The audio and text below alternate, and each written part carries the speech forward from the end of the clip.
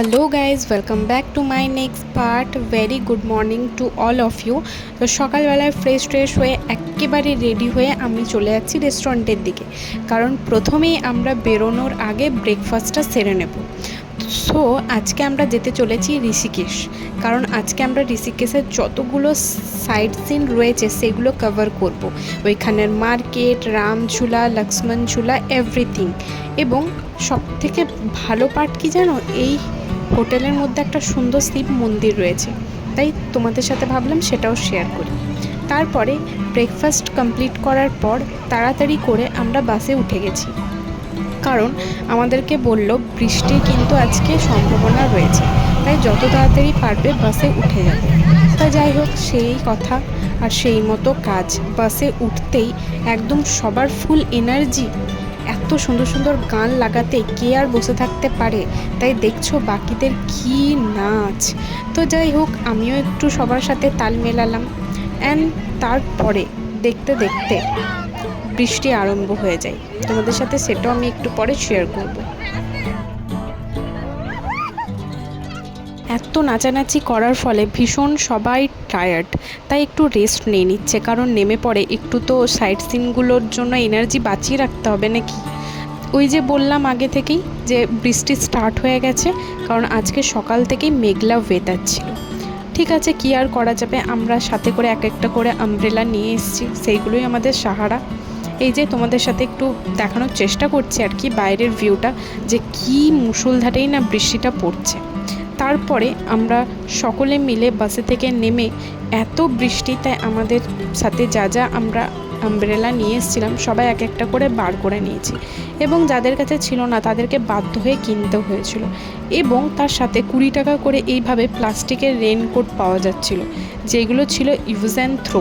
তা সেইগুলো আমরা কিনে কোনো রকমে জাস্ট, যেহেতু সেটা উইন্টার সিজন ছিল, তো নিজেকে তো বাঁচাতে হবে, নাহলে আমাদের সোয়েটার সমস্ত ভিজে যেত, তাই ওইগুলো কোনো রকমে পরেছি। আর এখানে এটা হচ্ছে মেন ঋষিকেশের ঘাট, আর ওই যে দূরে দেখতে পাচ্ছ ওটা হচ্ছে রামঝুলা এবং লক্ষ্মণ ঝুলা।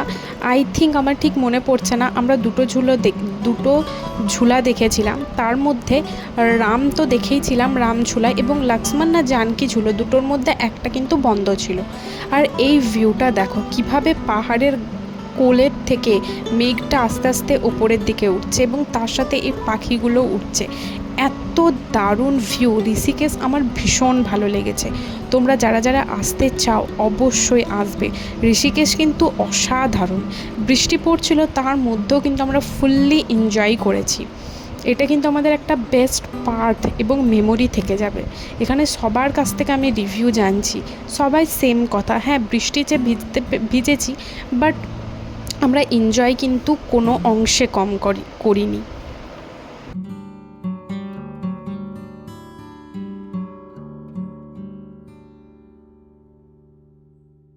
তারপরে আমরা অনেক ভিডিও অ্যান্ড ফটো ক্লিক করার পর আমরা ঋষিকেশের ঘাট থেকে বেরিয়ে গেলাম।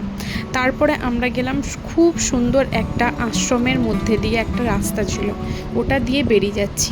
ঠিক এই ঋষিকেশের যে গঙ্গাটা তোমরা দেখতে পেলে, এটা বিভৎস বড়, বিশাল বড়। এর যে শেষ কোথায় আমরা সত্যিই জানি না। সেই জন্য এই আশ্রম, এই যে সুন্দর মতো পার্ক মতো করা আছে, ঠিক এক্স্যাক্টলি এটার নাম আমি জানি না। তো এটার মধ্যে দিয়ে কিন্তু রাস্তা ছিল, তোমরা দেখতে পাবে একটু পরে। এই রাস্তা দিয়ে আমরা সোজা সকলে মিলে হেঁটে যাচ্ছি। এই হাঁটার শেষে কিন্তু আবার সে একটা ঝুলা পাবো, সেটাই আই থিঙ্ক লক্ষ্মণ ঝুলা বা জানকী ঝুলো, দুটোর মধ্যে একটা হবে। তারপরে দেখো আমরা বেরিয়ে কিন্তু সেম একটা ঘাট দেখতে পেলাম।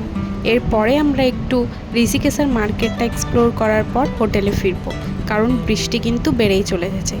দেখা হচ্ছে নেক্সট পার্টে।